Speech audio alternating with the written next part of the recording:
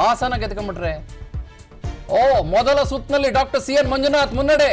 ಬೆಂಗಳೂರು ಗ್ರಾಮಾಂತರ this is it. This was the fight.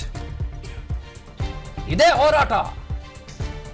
ಬಹುಶಃ ಈ ರೀತಿಯ ಮೊದಲ ಸುತ್ತಿನ ಮುನ್ನಡೆ ನಾವು ಗಮನಿಸೇ ಇಲ್ಲ ಅಂತ ಹೇಳೋದಿಲ್ಲ. ಕಳೆದ ಸಲ MLC ಆಗಿದ್ದಂತ ಅಶ್ವಥ್ ನಾರಾಯಣ್ ಸ್ಪರ್ಧೆ ಮಾಡಿದ್ರು, ಅದು ಕೂಡ ಲಾಸ್ಟ್ ಮೊಮೆಂಟ್ ಅಲ್ಲಿ ಅವರು ಕೊಟ್ಟಿದ್ರು. ಒಂದು 6.25 ಲಕ್ಷ ಮತಗಳನ್ನು ಪಡ್ಕೊಂಡಿದ್ರು. ಒಂದು 2.25 ಲಕ್ಷ ಮತಗಳ ಅಂತರದಿಂದ ಸೋತಿದ್ರು DK ಸುರೇಶ್ ಅವರ ವಿರುದ್ಧ. 2.25 ಲಕ್ಷ. ಹಾಸನ ಗೆದ್ಕೊಂಡ್ಬಿಟ್ರೆ.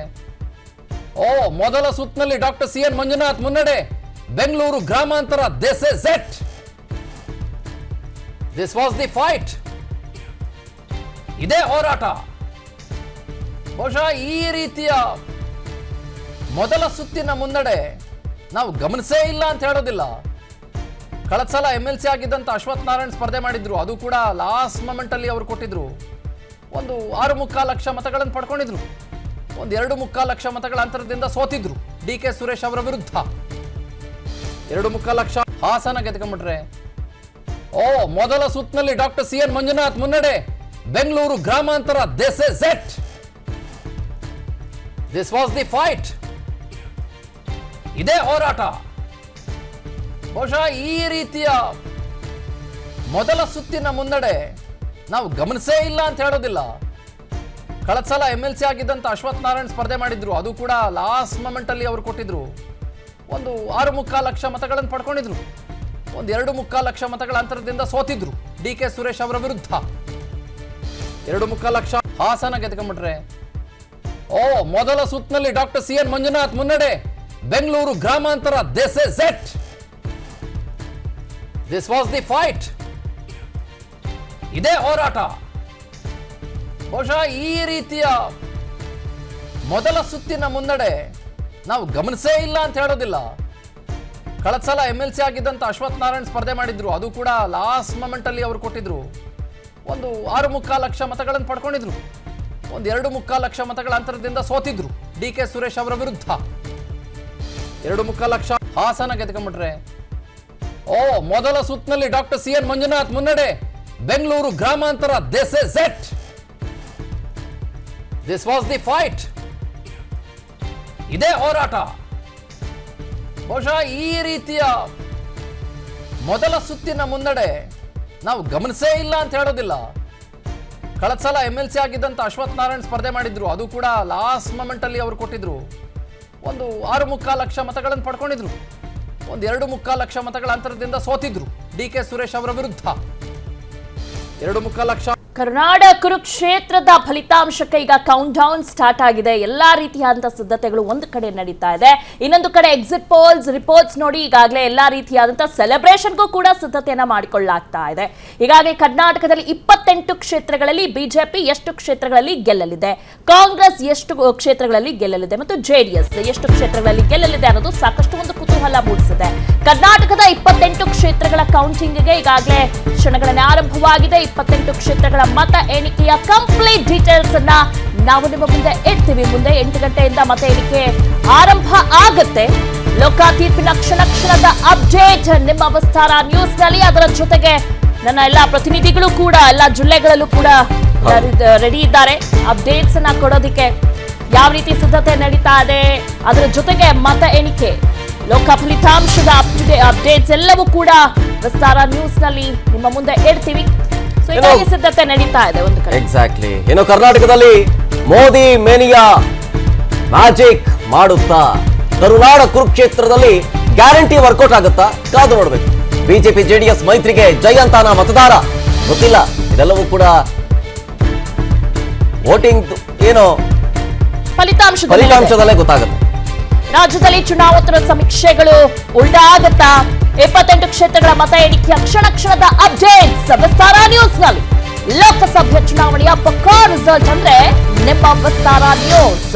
ಅದು ಕೂಡ ನಾನ್ ಸ್ಟಾಪ್ ಲೈವ್ ನಿಮ್ಮ ಮುಂದೆ ಕೊಡ್ತಾ ಇರ್ತೀವಿ. 8 ಗಂಟೆಯಿಂದ ಮತ ಎಣಿಕೆ ಪ್ರಕ್ರಿಯೆ ಸ್ಟಾರ್ಟ್ ಆಗುತ್ತೆ. ಸೊ ಅದಾಗಿ ಮಧ್ಯಾಹ್ನದಷ್ಟರೊಳಗೆ ಆಲ್ಮೋಸ್ಟ್ ಆಲ್ ಕ್ಲಿಯರ್ ಪಿಕ್ಚರ್ ಸಿಗುತ್ತೆ. ಅದರಲ್ಲೂ ಕೂಡ ಗಮನಿಸ್ತಾ ಇದೀವಿ, ಕರ್ನಾಟಕದಲ್ಲಿ 28ಕ್ಕೆ 28 ಕ್ಷೇತ್ರವನ್ನ ಕ್ಲೀನ್ ಸ್ವೀಪ್ ಮಾಡ್ತೀವಿ ಅಂತ ಹೇಳ್ತಾ ಇದ್ರು ಬಿಜೆಪಿ ಮತ್ತು JDS ಮೈತ್ರಿ. ಆದರೆ ಆಲ್ಮೋಸ್ಟ್ ಅಲ್ಲಿ ಎಲ್ಲ ಸಮೀಕ್ಷೆಗಳು ಹೇಳ್ತಾ ಇರುವಂಥದ್ದು ಅರೌಂಡ್ 22ರಿಂದ 25 ಸೀಟ್ ಗೆಲ್ಲುತ್ತೆ ಅಂತ ಹೇಳಿ. ಆದರೆ ಕಾಂಗ್ರೆಸ್ ಡಬಲ್ ಡಿಜಿಟ್ ಕೂಡ ದಾಟೋದಿಲ್ಲ ಅಂತ ಹೇಳ್ತಾ ಇದೆ. ಅದಕ್ಕೆ ಕೇಂದ್ರದ ನಾಯಕರು ಅಷ್ಟೇ ಅಲ್ಲ, ರಾಜ್ಯದ ಕಾಂಗ್ರೆಸ್ ನಾಯಕರು ಕೂಡ ಅದೇ ಮಾತನ್ನ ಪುನರುಚ್ಚರಿಸ್ತಾ ಇದ್ದಾರೆ. ಇಲ್ಲ, ಈ ಸಮೀಕ್ಷೆಗಳೆಲ್ಲ ಸುಳ್ಳು, ಇದು ಬಿಜೆಪಿ ಮಾಡಿಸಿರುವಂತಹ ಸರ್ವೆ, ಮೋದಿ ಮಾಡಿಸಿರುವಂತಹ ಸರ್ವೆ.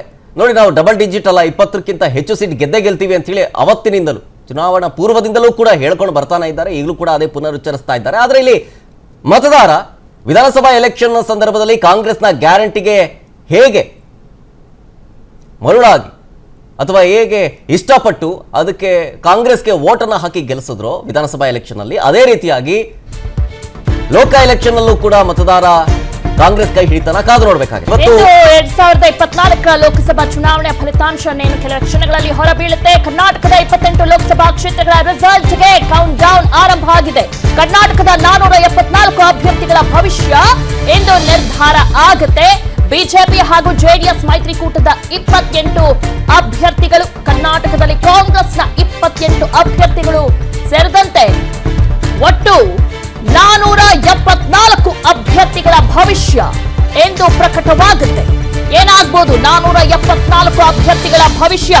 ಸಾಕಷ್ಟು ಒಂದು ಕುತೂಹಲ ಮೂಡಿಸಿದೆ ಕರ್ನಾಟಕದಲ್ಲಿ. ಅಷ್ಟೇ ಅಲ್ಲ, ಈ ಬಾರಿ ಕರ್ನಾಟಕದ ಚುನಾವಣಾ ಫಲಿತಾಂಶದ ಎಲ್ಲರ ಚಿತ್ತ ನೆಟ್ಟಿದೆ ಏನಾಗಬಹುದು ಅಂತ. ಯಾಕಂದ್ರೆ ಕಾಂಗ್ರೆಸ್ ಪಕ್ಷ ಆಡಳಿತದಲ್ಲಿದೆ. ಕಳೆದ ವರ್ಷ ಗ್ಯಾರಂಟಿಗಳನ್ನ ಘೋಷಣೆ ಮಾಡಿ ನಂತರ ಚುನಾವಣೆಯಲ್ಲಿ ಗೆದ್ದು ಅಧಿಕಾರಕ್ಕೆ ಬಂದಂತ ಕಾಂಗ್ರೆಸ್ ಪಕ್ಷ ಮತ್ತೆ ಗ್ಯಾರಂಟಿ ಕೈ ಹಿಡಿಯುತ್ತಾ ಏನು? ಮತ್ತು ಇನ್ನೊಂದು ಕಡೆ ಬಿಜೆಪಿ ಕೂಡ ಹೇಳ್ತಾ ಇದೆ, ನಾವು ಈ ಬಾರಿ ಗೆದ್ದೇ ಗೆಲ್ತೀವಿ, ನಮ್ಮ ಸರ್ವೆ ರಿಪೋರ್ಟ್ಸ್ ನಿಜ ಆಗುತ್ತೆ ಅನ್ನೋ ಒಂದು ವಿಶ್ವಾಸದಲ್ಲಿ ಇದ್ದಾರೆ. ಎಲ್ಲದ್ರ ಬಗ್ಗೆ ಡೀಟೇಲ್ಸ್ ನೀಡ್ತಾರೆ ನಮ್ಮ ಪ್ರತಿನಿಧಿ, ನಮ್ಮ political bureau head Maruti Pavagada. Maruti, very good morning. ಹೇಗಿದೆ ಸಿದ್ಧತೆ ಹೊರಗಡೆ? Divya, very good morning. ಈಗಾಗಲೇ 543 ಲೋಕಸಭಾ ಕ್ಷೇತ್ರಗಳ ಫಲಿತಾಂಶಕ್ಕೆ ಇಡೀ ದೇಶ ಕಾದು ಕೂತಿದೆ. ಕೆಲವೇ ಕ್ಷಣಗಳಲ್ಲಿ ಆ ಒಂದು ಫಲಿತಾಂಶವು ಕೂಡ ಹೊರಬರುತ್ತೆ. ಅದರ ಜೊತೆಗೆ ಈ ಬಾರಿ ಗಮನ ಸೆಳೆದಿರುವಂಥದ್ದು ರಾಜ್ಯದ ಮಟ್ಟಿಗೆ ಹಾಗೂ ರಾಷ್ಟ್ರ ಮಟ್ಟಕ್ಕೆ ಈ ಕರ್ನಾಟಕದ ಕಡೆ ಕಣ್ಣು ನೆಟ್ಟಿದೆ. ಒಂದು ಕಡೆ ಬಿಜೆಪಿಯ ಹೈಕಮಾಂಡ್ ಕ್ಲೀನ್ ಸ್ವೀಪ್ ಮಾಡಬೇಕು ಅನ್ನುವಂಥ ಒಂದು ಲೆಕ್ಕಾಚಾರದಲ್ಲಿ ಈ ಬಾರಿ ಸ್ಟ್ರಾಟಜಿಯನ್ನು ಮಾಡಿತ್ತು. ಕನಿಷ್ಠ 25 ಸ್ಥಾನಗಳ ಗೆಲ್ಲಲೇಬೇಕು JDS ಹಾಗೂ ಬಿಜೆಪಿ ಮೈತ್ರಿಕೂಟ ಅನ್ನುವಂತಹ ಒಂದು ರೀತಿಯಲ್ಲಿ ಲೆಕ್ಕಾಚಾರವನ್ನು ಹಾಕಿ ತಂತ್ರಗಾರಿಕೆಯನ್ನು ರೂಪಿಸಿರುವಂಥದ್ದು. ಆದರೆ ದೇಶದ ಕಾಂಗ್ರೆಸ್ಗೂ ಕಂಪೇರ್ ಮಾಡಿಕೊಂಡ್ರೆ ರಾಜ್ಯ ಕಾಂಗ್ರೆಸ್, ಕರ್ನಾಟಕ ಕಾಂಗ್ರೆಸ್ ಬಹಳಷ್ಟು ಗಟ್ಟಿಯಾಗಿದೆ, ಸಂಘಟನಾತ್ಮಕವಾಗಿ ಆಗಿರ್ಬೋದು.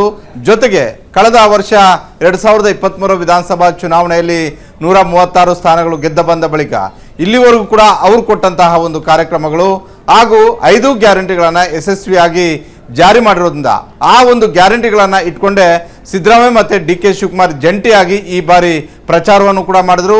ಕನಿಷ್ಠ 15 ಸ್ಥಾನಗಳನ್ನು ಗೆಲ್ಲಿಸಿ ಕಾಂಗ್ರೆಸ್ ಹೈಕಮಾಂಡ್ಗೆ ಕರ್ನಾಟಕದ ಕಾಣಿಕೆಯನ್ನು ಕೊಡಬೇಕು ಅನ್ನುವಂತಹ ಒಂದು ಲೆಕ್ಕಾಚಾರವನ್ನು ಇಟ್ಕೊಂಡು ಆ ರೀತಿಯಾದಂಥ ಒಂದು ಸ್ಟ್ರಾಟಜಿಯನ್ನು, ಒಂದು ಪ್ಲಾನನ್ನು ಮಾಡಿದ್ರು. ಹೀಗಾಗಿ ದೇಶದ ಕಾಂಗ್ರೆಸ್ಗೂ ರಾಜ್ಯದ ಕಾಂಗ್ರೆಸ್ಗೂ ಬಹಳಷ್ಟು ಅಜಗಜಾಂತರ ವ್ಯತ್ಯಾಸ ಇದೆ. ರಾಜ್ಯದಲ್ಲಿ ಕಾಂಗ್ರೆಸ್ ಗಟ್ಟಿಯಾಗಿದೆ ಅನ್ನುವಂಥದ್ದು ಪದೇ ಪದೇ ಸಾಬೀತು ಮಾಡುವಂಥ ಒಂದು ಕೆಲಸ ಸಿದ್ದರಾಮಯ್ಯ ಮತ್ತು DK ಶಿವಕುಮಾರ್ ಮಾಡಿದ್ದಾರೆ. ಯಾಕಂತ ಹೇಳಿದ್ರೆ ಬಿಜೆಪಿ ಅವರು 2023 ವಿಧಾನಸಭಾ ಚುನಾವಣೆಯಿಂದ ಲೆಕ್ಕಾಚಾರ ಹಾಕಿದ್ದೇನೆ ಅಂತ ಹೇಳಿದ್ರೆ ಇವರಿಬ್ಬರೂ ಕೂಡ ಯಾವುದೇ ಕಾರಣಕ್ಕೂ ಒಂದಾಗಿ ಹೋಗೋದಿಲ್ಲ. ಹೀಗಾಗಿ ನಮಗೆ ಹಲವು ಬಾರಿ ಇದರ ಲಾಭ ಆಗುತ್ತೆ ಅಂತ ಯಾವಾಗ ರಾಜ್ಯ ಬಿಜೆಪಿ ಅವರು ಆ ರೀತಿ ಲೆಕ್ಕಾಚಾರ ಹಾಕಿ ಚುನಾವಣೆಗಳನ್ನು ಎದುರಿಸಿದ್ರು ಅದನ್ನು ಸುಳ್ಳು ಮಾಡುವಂತಹ, ನಾವು ಆ ರೀತಿ ಇಲ್ಲ, ಒಗ್ಗಟ್ಟಾಗಿ ಹೋಗ್ತೀವಿ, ಒಂದು ರಿಸಲ್ಟನ್ನು ತರ್ತೀವಿ ಅನ್ನುವಂಥ ಒಂದು ರೀತಿಯಲ್ಲಿ 2023 ವಿಧಾನಸಭಾ ಚುನಾವಣೆಯಲ್ಲೂ ಕೂಡ ಅದೇ ರೀತಿಯಾಗಿ ಇಬ್ಬರು ಕೂಡ ರಾಜ್ಯಾದ್ಯಂತ ಪ್ರವಾಸ ಮಾಡಿ 136 ಸ್ಥಾನಗಳ ಗೆಲ್ಲೋದಕ್ಕೆ ಸಿದ್ದರಾಮಯ್ಯ ಅವರ ಪಾತ್ರ ಎಷ್ಟಿತ್ತೋ DK ಶಿವಕುಮಾರ್ ಅವರ ಒಂದು ಪಾತ್ರವೂ ಕೂಡ ಅಷ್ಟೇ ಇತ್ತು. ಈ ಬಾರಿನೂ ಕೂಡ ಲೋಕಸಭಾ ಚುನಾವಣೆಯಲ್ಲಿ ಕಾಂಗ್ರೆಸ್ನ ಈ ಇಬ್ಬರು ನಾಯಕರಿಗೆ ಇದ್ದಿದ್ದು ರಾಜ್ಯ ಬಿಜೆಪಿ ನಾಯಕಗಳ ಭಯ ಇರಲಿಲ್ಲ. ರಾಷ್ಟ್ರೀಯ ಬಿಜೆಪಿ ನಾಯಕರಾದಂತಹ ಮೋದಿ ಮತ್ತು ಅಮಿತ್ ಶಾ ಅವರ ಭಯ ಇತ್ತು. ಜೊತೆಗೆ ಕಾಂಗ್ರೆಸ್ ಹೈಕಮಾಂಡ್ಗೆ ರಾಜ್ಯದಿಂದಲೇ ಅತಿ ಹೆಚ್ಚು ಸ್ಥಾನಗಳನ್ನು, ದೇಶದಲ್ಲಿ ಬೇರೆ ಬೇರೆ ರಾಜ್ಯಗಳಿಗೆ ಕಂಪೇರ್ ಮಾಡಿದ್ದೆ, ಆದರೆ ರಾಜ್ಯದಿಂದ ಹೆಚ್ಚು ಸ್ಥಾನಗಳನ್ನು ಗೆಲ್ಲಿಸಿ ನಾವು ಇಲ್ಲಿ ಗಟ್ಟಿಯಾಗಿದ್ದೀವಿ ಅನ್ನುವಂಥ ಒಂದು ಸಂದೇಶ ರವಾನೆ ಮಾಡಬೇಕು ಅನ್ನುವಂಥ ಒಂದು ರೀತಿಯಲ್ಲಿ ಇಬ್ಬರು ಕೂಡ 28 ಲೋಕಸಭಾ ಕ್ಷೇತ್ರದಲ್ಲೂ ಕೂಡ ಬಹಳಷ್ಟು ಯಶಸ್ವಿಯಾಗಿ ಪ್ರಚಾರವನ್ನು ಮಾಡ್ಕೊಂಡು ಬಂದರು. ಹಾಗಂದ ಮಾತ್ರಕ್ಕೆ ನಾನು ಬಿಜೆಪಿ ರಾಜ್ಯ ನಾಯಕರಾದಂತಹ ಯಡಿಯೂರಪ್ಪ ಅವರಾಗಿರ್ಬೋದು, ವಿಜೇಂದ್ರ ಆಗಿರ್ಬೋದು, ಅಶೋಕ್ ಆಗಿರ್ಬೋದು, CT ರವಿ ಅವರಾಗಿರ್ಬೋದು, ಬೇರೆ ಬೇರೆಯವರು ಮಾಡಿಲ್ಲ ಅಂತ ಹೇಳ್ತಿಲ್ಲ. ಆದರೆ ಬಿಜೆಪಿಯ ನಾಗಾಲೋಟಕ್ಕೆ ನಾವು ನೋಡಿದ್ರೆ ಕಾಂಗ್ರೆಸ್ ಈ ಬಾರಿ ಒಂದೆಜ್ಜೆ ಮುಂದೆ ಹೋಗಿ ಗ್ಯಾರಂಟಿಗಳನ್ನು ಇಟ್ಕೊಂಡು ಪ್ರಚಾರ ಮಾಡಿದ್ರು. ಹೀಗಾಗಿ ರಾಜ್ಯದಲ್ಲಿ ಎರಡೂ ಪಕ್ಷಗಳ ನಡುವೆ ಪೈಪೋಟಿನ ಏರ್ಪಟ್ಟಿದೆ.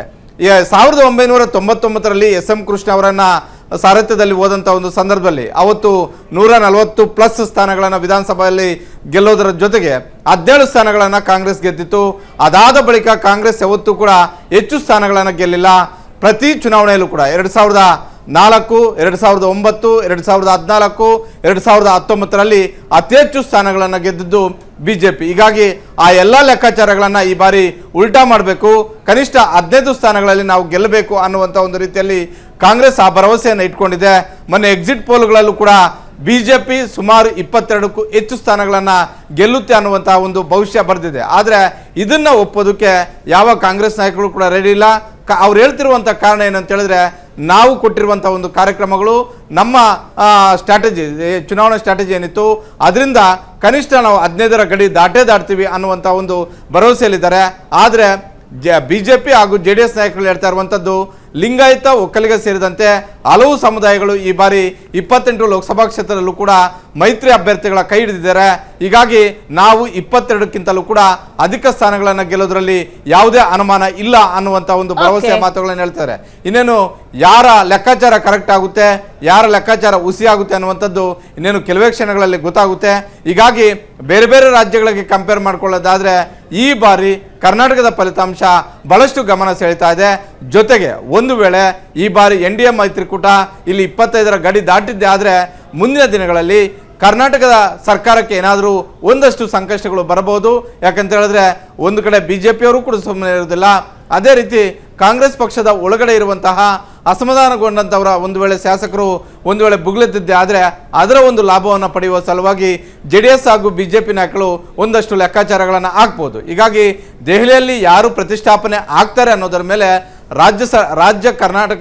ಕರ್ನಾಟಕ ಸರ್ಕಾರದ ಒಂದು ಇನ್ನಷ್ಟು ಸರ್ಕಾರ ಇನ್ನಷ್ಟು ಗಟ್ಟಿ ಆಗುತ್ತಾ, ಇಲ್ಲವೇ ಸರ್ಕಾರದಲ್ಲಿರುವಂತಹ ಸಣ್ಣ ಪುಟ್ಟ ದೋಷಗಳೇ ಸರ್ಕಾರಕ್ಕೆ ಒಂದಷ್ಟು ಸಂಕಷ್ಟವನ್ನ ತರ್ತಾವ ಅನ್ನುವಂತಹದ್ದು ಇವತ್ತಿನ ಒಂದು ಫಲಿತಾಂಶದಿಂದ ನಿರ್ಧಾರ ಆಗುತ್ತೆ. ದಿವ್ಯಾ, ಓಕೆ, ಥ್ಯಾಂಕ್ ಯು ತಮ್ಮೆಲ್ಲ ಡೀಟೇಲ್ಸ್ಗಾಗಿ. ಮಾರುತಿ, ಹಾಸನ ಗೆದ್ಕೊಂಡ್ಬಿಟ್ರೆ ಮೊದಲ ಸುತ್ತಿನಲ್ಲಿ ಡಾಕ್ಟರ್ CN ಮಂಜುನಾಥ್ ಮುನ್ನಡೆ.